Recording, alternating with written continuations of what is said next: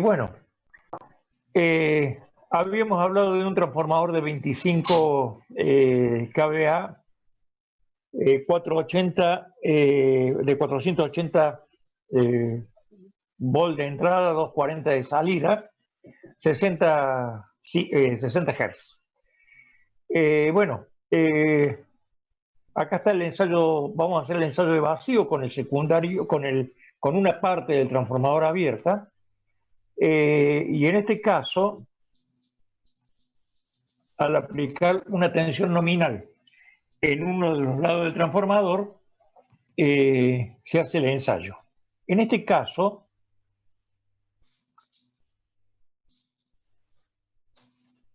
el ensayo se hace a tensión nominal desde el lado del secundario, es decir, el transformador es 480-240 y se hace del lado del secundario. Entonces tenemos, recuerden los valores, 240 volt aplicado como tensión nominal del lado del secundario. Esto nos da 188 watts y 9,5 amperes. Este sería la tensión de vacío del ensayo, esta es la potencia de vacío del ensayo y esta la corriente de vacío del ensayo. Vamos al otro, al de cortocircuito. Ya vemos los valores.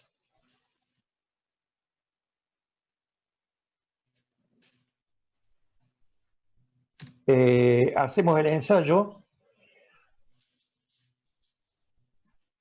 hasta que termine.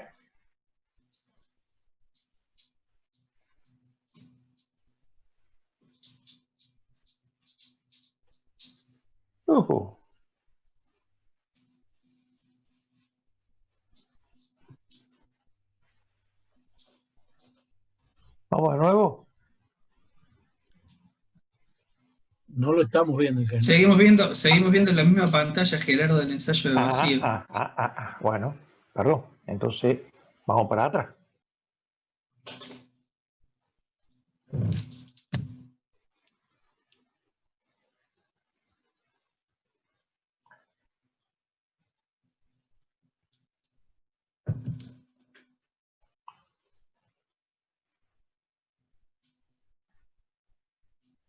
Ahora Sí. Ahora sí. Ahora el cortocircuito. Ahora hacemos el de cortocircuito. Y si nosotros hacemos ¿de qué lado está hecho este ensayo? No sé por qué no se detiene. Bueno, si nosotros hacemos la relación de potencia con las corrientes de cada uno de los lados del transformador, vamos a tener la corriente primaria y la corriente secundaria.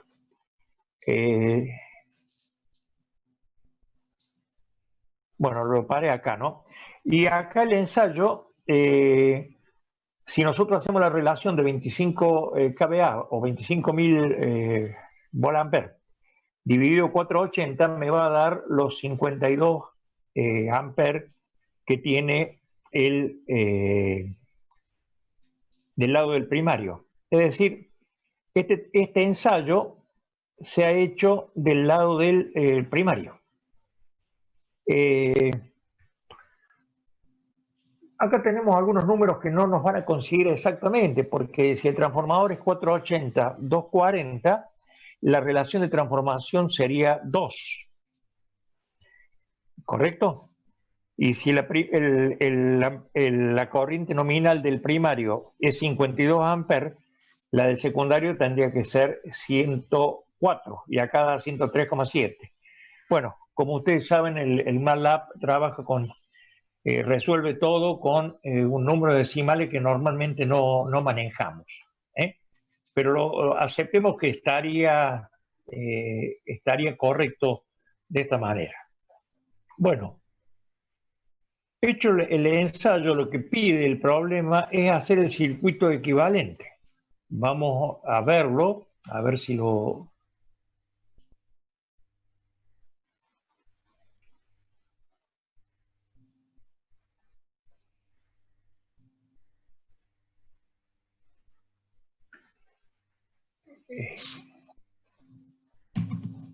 ¿Se ve ahora? ¿Se ve el ensayo, el cálculo? Sí, ¿Lo ven? Sí, sí. Bueno, estos son los valores que hemos sacado del ensayo.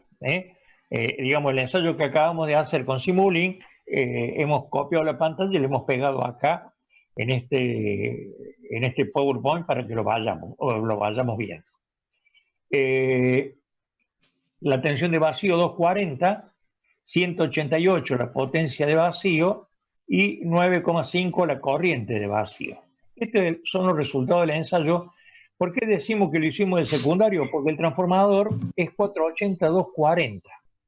Entonces hemos aplicado, lo hemos hecho del lado del secundario, porque la tensión que estamos midiendo es la tensión nominal del lado del secundario.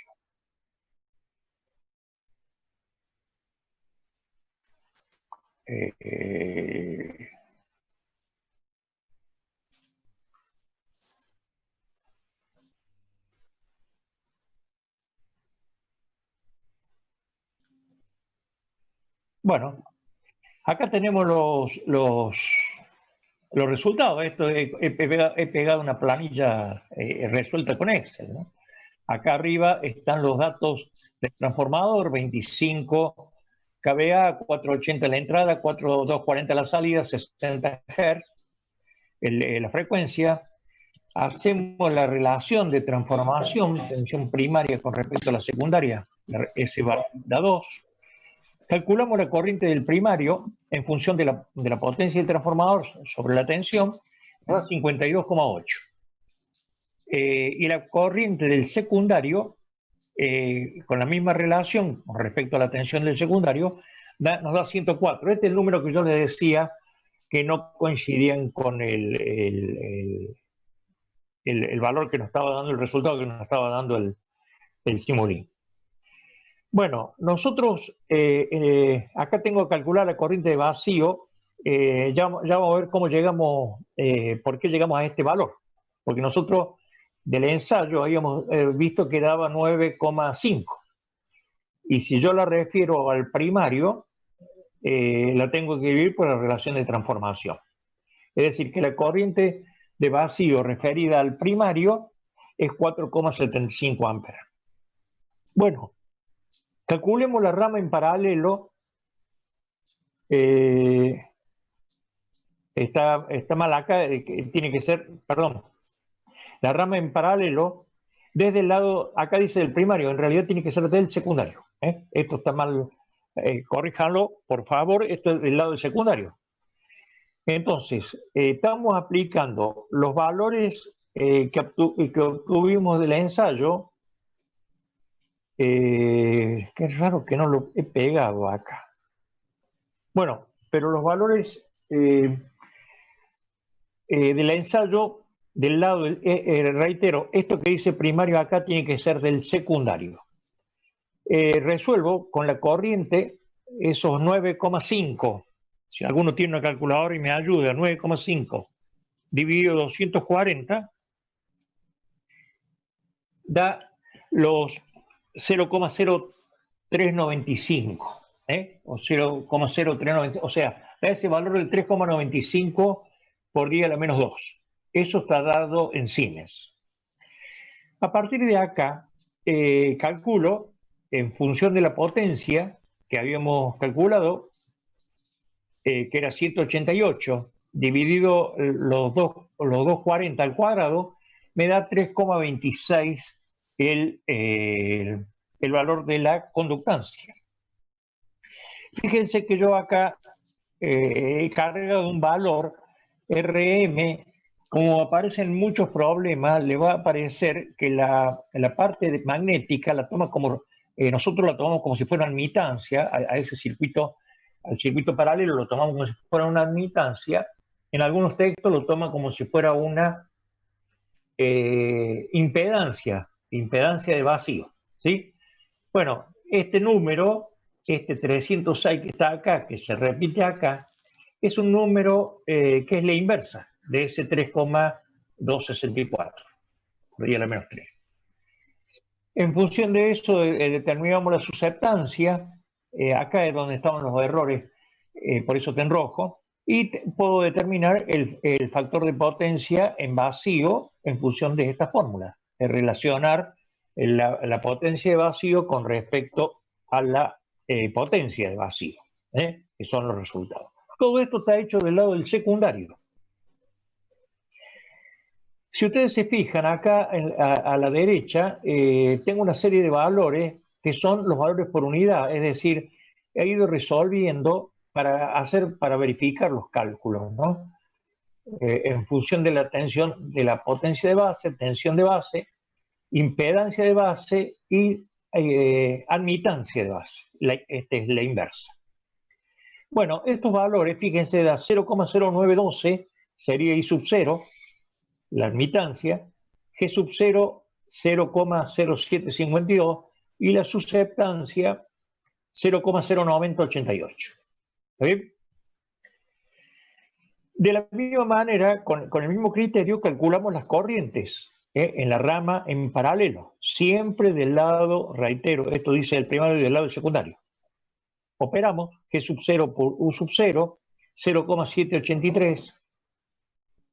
La I sub mu, la magnetizante, 9,468. Y la I sub 0, por eso ponemos dato, 9,50, que es el valor que leímos en el ensayo. Es el valor que leímos acá en el ensayo. 9,50. 240, 188. Esos son los valores que han sido cargados.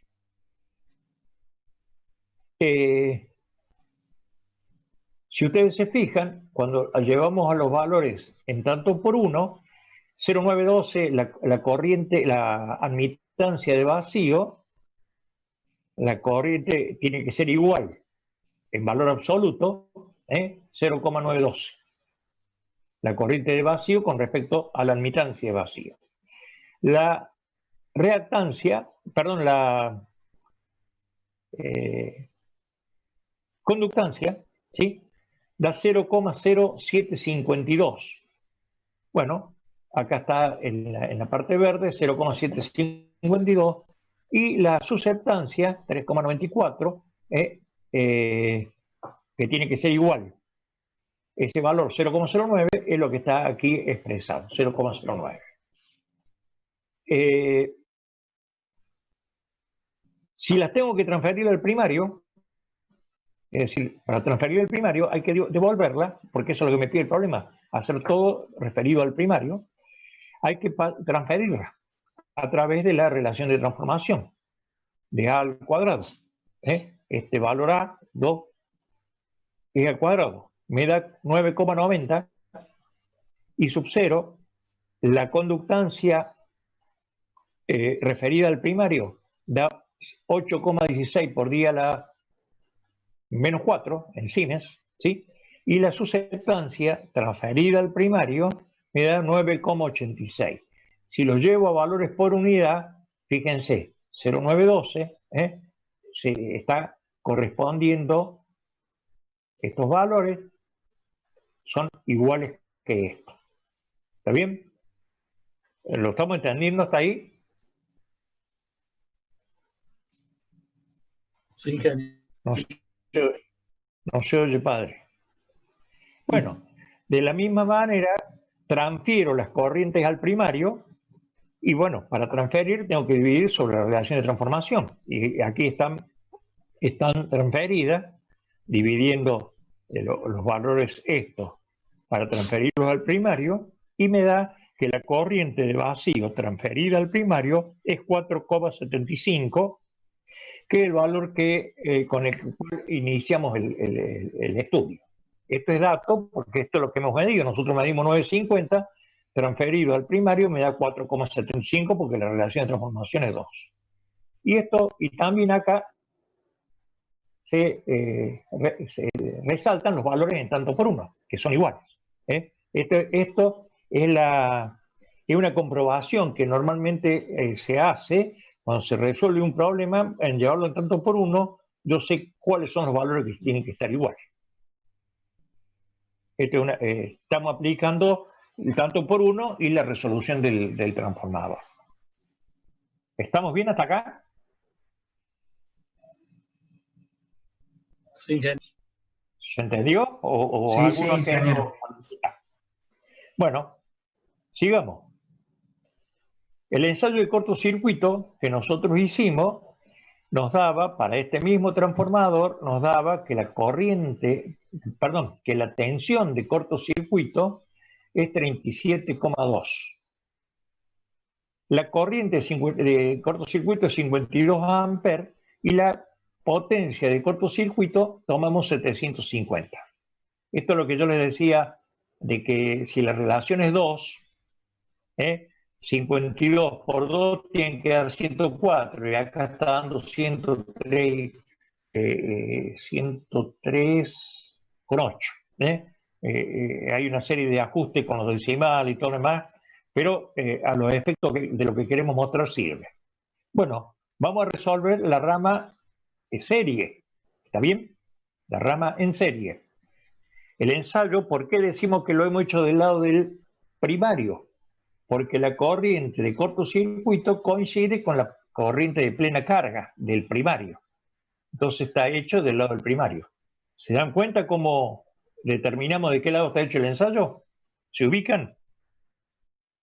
En el primer caso, en el vacío, estaba hecho del lado del secundario. ¿Por qué? Porque la tensión nominal del secundario es 240 y es la tensión que nosotros hemos aplicado.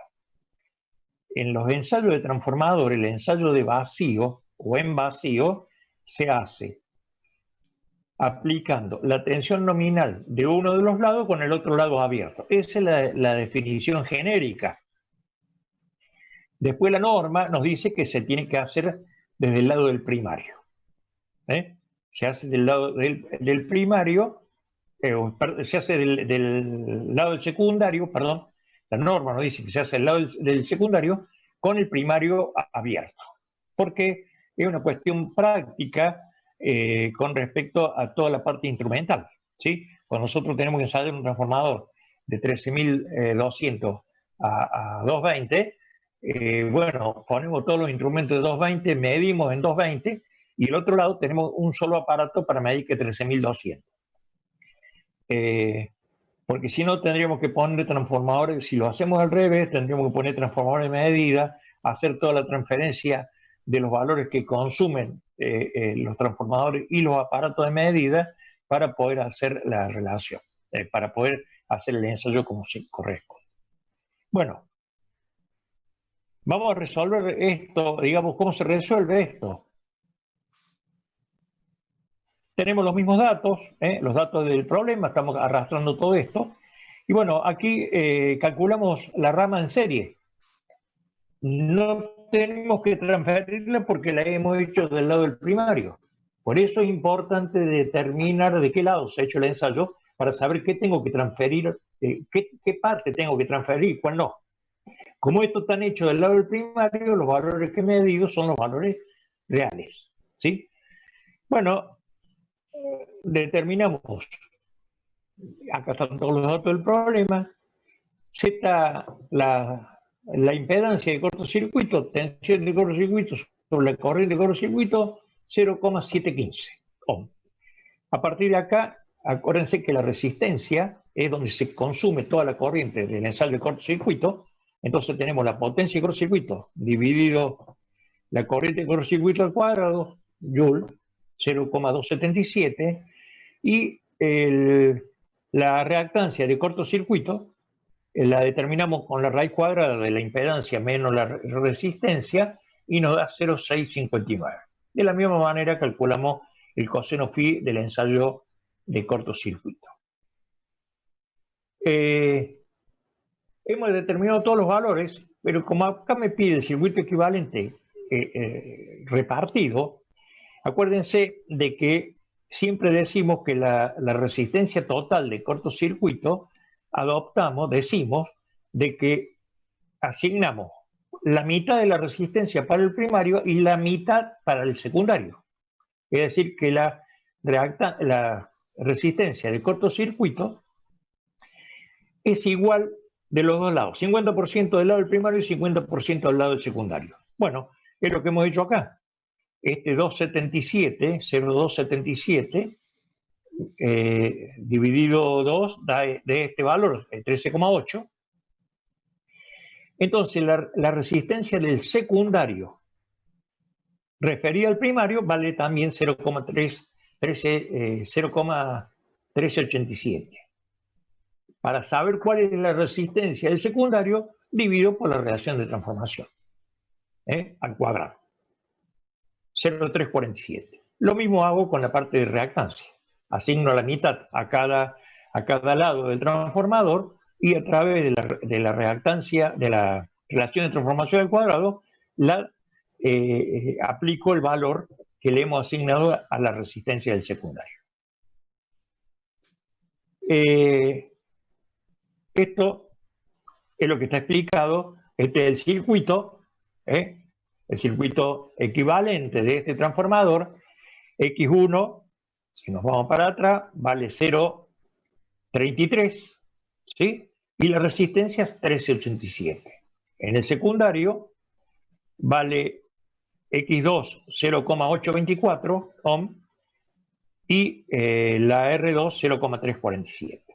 Bueno, esto es lo que está expresado acá. 0,33 la X1, 0,367 la resistencia 1, 0,824 la reactancia del lado del secundario, la R2, y 0,347. Cuando nosotros transferimos esto para acá, hay que multiplicar por al cuadrado. Y cuando yo la sume a la R1, tengo la resistencia total de cortocircuito. Bueno, y acá están los valores de G sub 0 y B sub 0. No está cargado la corriente bateada y la magnetizante, ni la I0, pero bueno, están los valores, son los que se han determinado. Y hay otra cosita, fíjense, acá siempre trabajando en los valores en tanto por uno, cuando yo determiné la reactancia del cortocircuito, me da 0,07, no lo veo porque tengo, perdón, me da 0,776 en tanto por uno, referido a este valor dividido en la reactancia de base. ¿Está bien? La resistencia me da 0,03 y la reactancia me da 0,07. En función de esos valores, yo puedo determinar, acuérdense que en tanto por uno, la tensión de cortocircuito en tanto por uno la puedo determinar, es igual a la reactancia de cortocircuito en tanto por uno. Entonces, si multiplico por 100, la tensión de cortocircuito aplicada es 7,76% de la tensión nominal. Si yo multiplico esos 7,76 por los 480, que es la tensión nominal, me va a dar los 37,2 que medí. También puedo determinar la caída de tensión ya de toda la resistencia. 14,4 sería la caída de tensión de la resistencia equivalente o de cortocircuito, y 34,35 la reactancia, la caída de tensión por la reactancia del circuito equivalente. Y está casi como que resuelto todo. Hemos aplicado en este ensayo todo lo que hemos visto hasta acá. ¿Se entendió? Sí, ingeniero. Sí, ingeniero. Es decir, podríamos haber cargado acá la U sub R, pero bueno, los valores de IP y todo lo demás, pero bueno, están todos lo que se pedía en el problema era esto, hacer este circuito y cargar los valores, o determinar los valores del circuito equivalente de este transformador. Y acá está todo aplicado, todo lo que es ensayo de transformador. Todo el trabajo práctico número 11, entre comillas, estaría resumido en este ejercicio.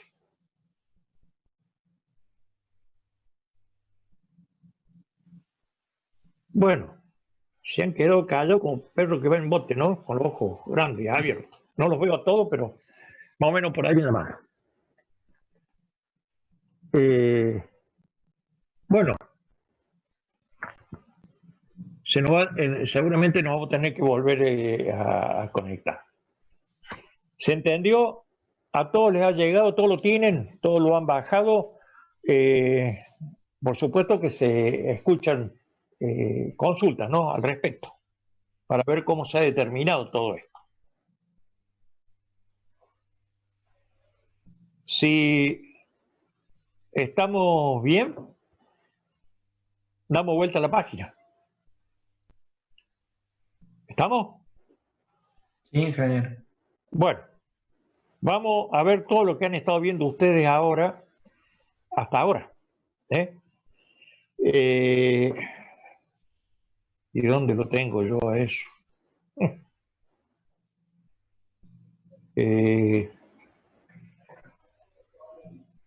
Déjenme que lo busque ahora.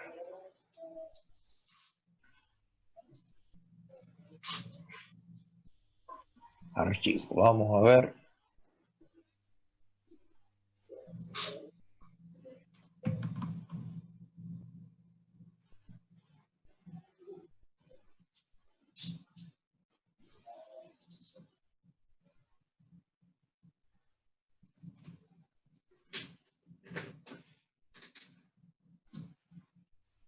Bueno, esto también se lo hemos adelantado.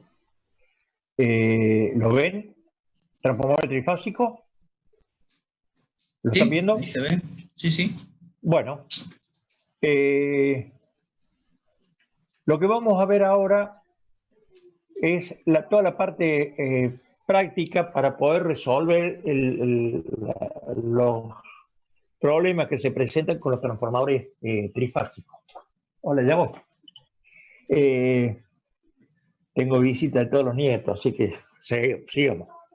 Bueno, la mayoría de los transformadores que nosotros conocemos y que utilizamos o que se utilizan en la transmisión y en la distribución de energía eléctrica, es decir, los transformadores que están en las esquinas, capaz que algunos tengan algunos frente a su casa, pero o que están en las inmediaciones, todos esos transformadores son trifásicos. La importancia del transformador trifásico con respecto a si yo uno 3 transformadores monofásicos tengo la misma respuesta, pero acá vamos a ver que tenemos, por una cuestión de costo, de tamaño y de transporte, es mucho más voluminoso y mucho más pesado 3 transformadores monofásicos que un trifásico. Cuando las potencias son muy grandes, se suele utilizar un banco de transformadores armado con transformadores monofásicos, porque tiene que ver con que si hay alguna falla, con un solo transformador de reserva, yo puedo reemplazar el banco. Entonces esto tiene mucho que ver con una cuestión, digamos, de servicio y de economía de mantenimiento. Pero el comportamiento es lo mismo, de un banco trifásico formado por 3 transformadores monofásicos que un transformador trifásico. Por todo esto ustedes lo han estado viendo en la parte teórica, ¿no? Es decir, en las transformaciones trifásicas, reitero esto, lo podemos hacer a través de un banco de transformadores monofásicos o a través de transformadores trifásicos. Y un poco acá tiene que ver esto que comentamos, ¿no? En el transformador trifásico existe un solo circuito magnético y ya vamos a ver cómo se comportan los flujos homopolares y de tercera armónica, que es lo que ustedes han estado viendo, y tienen y se comportan diferentes de acuerdo a cómo es el conexionado de sus devanados. El banco, lo que explicábamos recién, es un conjunto de transformadores monofásicos. Ahí cada circuito magnético es independiente en cada transformador, pero tenemos un tema condicionante. Los 3 transformadores deben ser idénticos, deben ser idénticos, iguales. Potencia, relación de tensiones, tensión de cortocircuito, todo tiene que ser totalmente iguales, idénticos, para poder armar un banco trifásico con monofásico. Acá está un poco explicado lo que hablábamos de los flujos.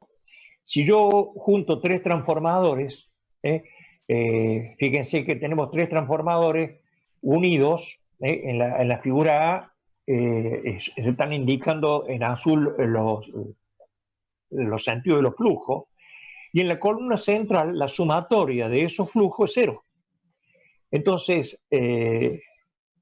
yo esa columna central la puedo eliminar, que es lo que se saca en la figura B, y en la C están cómo se arman en realidad los transformadores de tres columnas. Hay un gráfico, el gráfico de abajo, es decir, cómo se llega al transformador de tres columnas, que tiene tres columnas y dos culatas. Aquí están las columnas, estas son las columnas, estas tres verticales son las columnas, y el núcleo del transformador tiene dos yugos o culatas, se llaman tanto en la parte superior como en la inferior. Reitero, cuando yo uno los tres transformadores, los flujos son independientes. En la columna central, en ese núcleo magnético central, lo puedo eliminar porque el sumatorio del flujo es 0, y estaría en esta figura. Acá está el gráfico de cómo se comportan los flujos. Muy importante,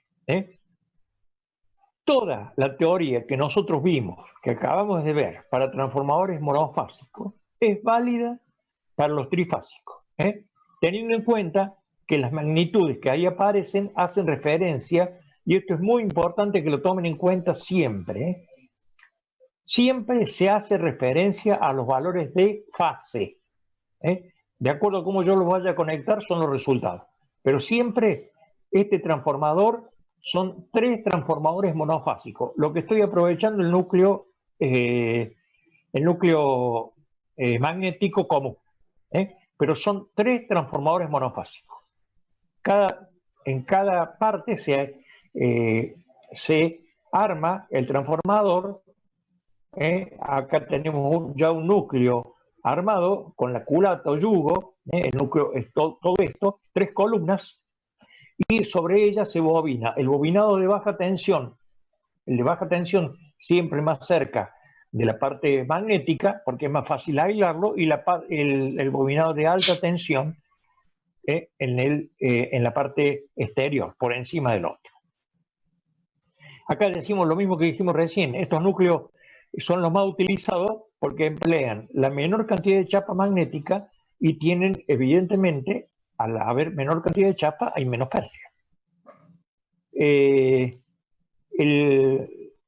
Esto lo hace muy... esto también lo han estado viendo ustedes. Tienen un mejor comportamiento frente a cargas asimétricas. Son tres bobinados que pueden estar cargados diferentes, y frente a los armónicos. Por eso este tipo de transformadores es muy apto para la parte de distribución de energía eléctrica, que es cuando nosotros podemos tener cargas diferentes. No todo, si esto es un transformador domiciliario de residencial, no todas las fases van a quedar cargadas siempre igual. Por todos los suministros que están conectados, no son todos trifásicos, son monofásicos, ¿sí? Bueno, ¿cómo son los esquemas de conexión? Tenemos tres devanados primarios y tres secundarios, que se pueden conectar de diferentes formas. Las más empleadas son la conexión estrella y la conexión triángulo. Hay otras conexiones, la zigzag, ustedes la deben haber estado viendo, todo esto, cuáles son las virtudes y las ventajas de uno y de otro sistema. Hay otra conexión en B y otra en T. Gerardo, te está quedando muy poquito tiempo. Bueno, cortamos acá y nos reenganchamos. ¿Puede ser? Antes de seguir con